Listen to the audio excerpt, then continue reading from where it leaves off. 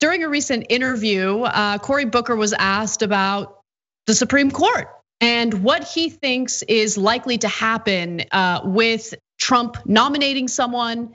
Are Republicans gonna do the right thing and honor what they promised years ago by not choosing or voting on a Supreme Court pick during an election year? Well, Senator Cory Booker says on Justice Ginsburg, I think Democrats are gonna continue to appeal to the sense of honor. He used the word honor, to the sense of honor that when someone gives their word, as Lindsey Graham did, that they can't just break it. That's what Cory Booker said. He's still holding out hope that Lindsey Graham is going to honor his word and not vote on a Supreme Court justice during an election year, even though he has said repeatedly that he intends on voting for a Supreme Court nominee during this election year. So of course, fill Justice Ruth Bader Ginsburg's vacant seat. Okay, so Cory Booker's a nice guy. I hope we don't have too many of those in the Democratic Party come soon, because it has a massive problem. Okay, so I like nice people. That's the great thing about the left wing is we're the good guys, right? But when our politicians are forever being nice to the other side, and the other side is beating us to a pulp, it is counterproductive. You're being nice to your colleague, but you're not being nice to your voters. So when Cory Booker comes out and goes, oh golly gee, I believe that Lindsey Graham can be honorable. Well, what have you done? First of all, that's preposterous naivete. And if you're waiting on that instead of taking real political steps to make sure that they do not fill that seat, well, you're wasting time. You're hoping on ridiculous things that have no chance. I mean, I have to assume Cory Booker's lying. He can't be that stupid, right? That Lindsey Graham is going to be honorable. He already told you, no, I changed my mind. Changed my mind. He never meant it in the first. Does Cory Booker not know any of that? No, he can't be. Nobody can be that Cenk, come on. Right, Anna? I don't think Cory Booker is stupid. I also don't think that Cory Booker is nice. I think nice is a cop-out. I think Cory Booker is lazy and doesn't want to fight. I think that's what's really happening. I don't think that he has the fight within him. No one, and I don't think that Cory Booker is dumb. I can't believe that he would think that by bringing up hypocrisy, that all of a sudden Republicans would be like, oh yeah, you know what?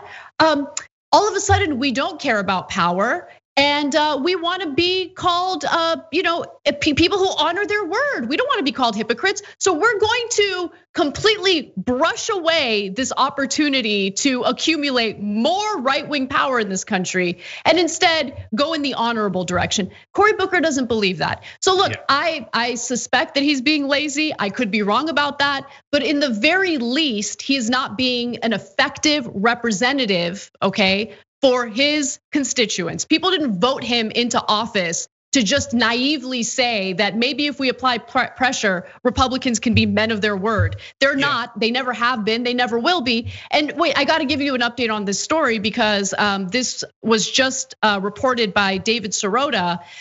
Turns out that the person applying some real pressure is Representative Alexandria Ocasio-Cortez, because now there is some sort of document floating around among Democratic lawmakers indicating that they're going to basically have a game plan to try to fight Trump on this. And that's important. So let me read you a few excerpts, Cenk, and then jump in. So as Sirota writes, as Donald Trump tries to stack the Supreme Court in hopes that it will decide the national election, a new memo circulated among activists and Capitol Hill aides details various ways that Democratic lawmakers can try to block a nomination from moving forward. The document, which appears to have been compiled by people knowledgeable about Senate procedure, emerged after Democratic US Representative Alexandria Ocasio-Cortez called on House and Senate leaders to use, quote, every tool at our disposal to stop Trump from installing a new justice on the Supreme Court. So I'll give you more details about what the memo says, but it appears that because of AOC pressuring them, Democratic leadership might try to do something to block this nominee. They won't do anything. They're just humoring her. Okay, so I love what she's doing. She's exactly right. So let me explain why I'm pessimistic about that. To go back to Cory Booker, look, the reason I say he's not dumb is because I know he's not dumb. I know that. And if he was here, I'd tell it to his face, and he'd have to say, well, of course I'm not stupid enough to think that Lindsey Graham is going to actually be honorable, and especially when he already said, yes, we will fill that seat. So then, Cory, why are you doing it?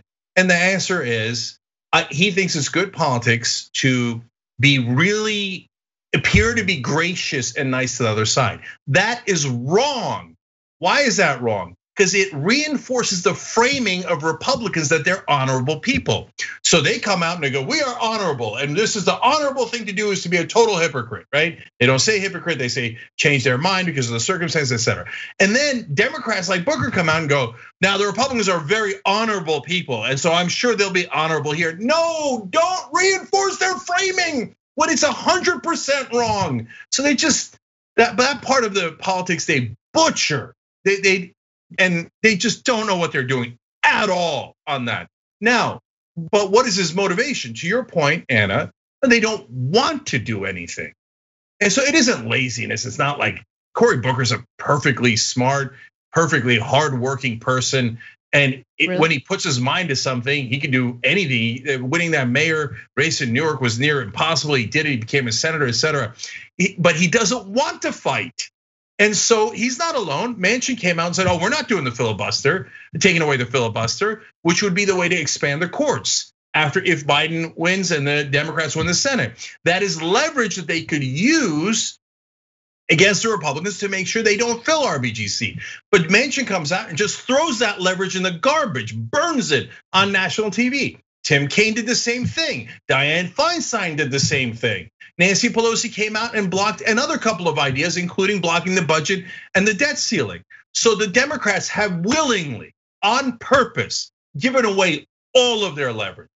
Because if you fight, you might upset some corporate donors.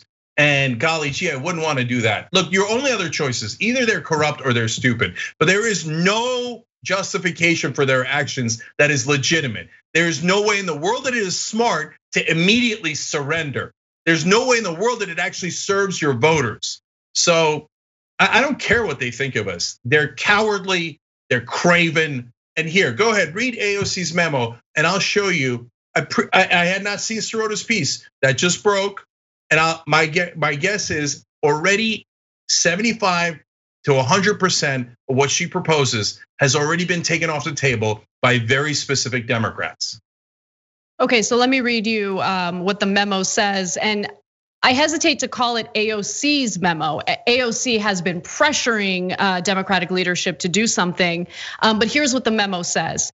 Several fast-track statutes, including the Congressional Budget Act, the Congressional Review Act, the War Powers Act, and the Arms Export Control Act give any senator the right to move to proceed to a vehicle and force a roll call vote and sometimes a period of debate. For example, any senator could submit a concurrent resolution on the budget, and by precedent, if action has not yet been taken on a budget resolution for the coming fiscal year, then the resolution would be immediately placed on the calendar. Once on the calendar, any senator could move to proceed to the resolution, forcing a roll call vote on the motion to proceed. Meanwhile, resolutions of disapproval under the CRA can be petitioned out of committee with 30 signatures after 20 calendar days. Such measures could be filed en masse now. So basically procedural votes in order to delay this process of voting on a Supreme Court pick. So Anna, Young Turks viewers know that this is what I said they should do within 24 hours of Ruth Bader Ginsburg passing away. And there's two components to that. One is forcing the votes to slow down the process. They would have to begin that now so that the Republicans can't do it before the election, but it would also stretch into the lame duck session. If you start trying to delay votes by the lame duck session, it'll be too late. I had Michael Wallman, president of the Brennan Center for Justice, on here for an interview, and he explained, yes, then it would get much more difficult to do that procedure if you started in the lame duck session. So we already knew that that was possible from day one. Now, none of the Democrats are talking about it in public because they don't want to do it. That would require them to actually take a tiny bit of bold action. And that's not who they are, they're cowards. So, and then on the second issue of concurrent resolution, I mean, if you're talking about voting down the budget, which is not exactly what they're saying there, but bringing up a budget issue, well, Nancy Pelosi already took it off the table. She said, under no circumstances would they shut down the government or question the budget. Okay, so all right, you already unilaterally disarmed on 1.5 of those things. So that's what Sorota's reporting on so far. And look, there's much more they can do. I'm sure. Yeah. I'm sure. That's what he wrote about in his piece. But look, I agree with you. Do I think that they're actually going to implement any of these procedural options? Probably not. And it is based on what people like Nancy Pelosi have already said publicly. The fact that Pelosi is unwilling to hold the spending bill hostage until we get what we want. Like, what's the point of having that kind of power in Congress if you're not gonna ever use it? What is the power? Like, what's the point of having that power? I don't really get it. Okay, so I wanna explain that the fact that we have the House, we theoretically, the reality is, of course, corporate Democrats aren't us, so we don't really have a goddamn thing. But the Democrats have the House, so you think, well, confirmation happens in the Senate, so why are we even talking about the House? Well, the House can send impeachment proceedings to the Senate. As Michael Wallman explained, that one is actually not as effective as we would hope, because it doesn't create much of a delay. It only creates a tiny bit of a delay, but you could do that if you wanted to, and every bit of delay helps. But Tim Kaine has already taken that off the table. So that's not only a Democratic senator, but Hillary Clinton's choice for VP. So an important Democratic, and he said no Democratic senator would be in favor of that. The guy, Trump is talking about, I'm not gonna count the votes. Tim Kaine preemptively goes out and says, oh no, we'll never impeach him again, whether it's to delay this or basically for anything else. Cowards through and through, right? So the other thing that House could do is they could block the continuing resolution on the budget or raising the debt ceiling. Why is it relevant that the House take action? Because we don't control the Senate, but the Democrats do control the House. So they could use the House to slow down the Senate. But as I told you earlier, Nancy Pelosi has already said, we will not do that. So there's no excuse for not taking any action here. And what normally happens, and it's already playing out here, is the media comes out and goes, oh my God, oh, this is outrageous. Democrats say they're gonna fight. Democrats are so strong, send them money, okay? And everybody sends money, and they broke records sending money to Democrats.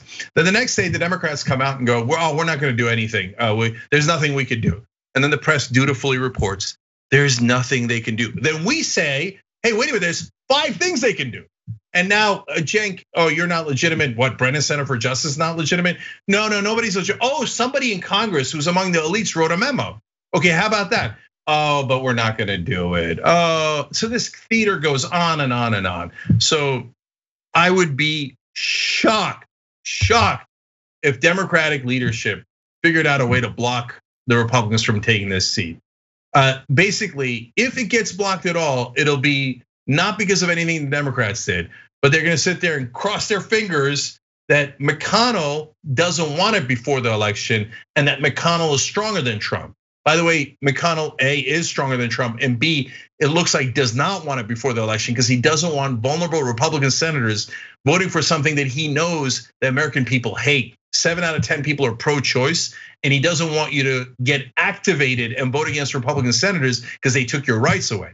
So the only way is they get lucky, McConnell blocks the vote before the election, and after the election, Trump loses in a landslide, and they're embarrassed and are worried about further losses, and hence don't fill the seat. That's their only hope, and that would be because of nothing the Democrats did. They just get lucky, and then they declare themselves champion of the world, right? If they did any legislative maneuvers to block this seat, I'll fall out of my seat. It's not in them, it's not who they are. They're not fighters, they're losers. Thanks for watching The Young Turks, really appreciate it. Another way to show support is through YouTube memberships. You'll get to interact with us more. There's live chat emojis, badges. You've got emojis of me, Anna, John, JR. So those are super fun. But you also get playback of our exclusive member-only shows and specials right after they air. So all of that, all you gotta do is click that join button right underneath the video. Thank you.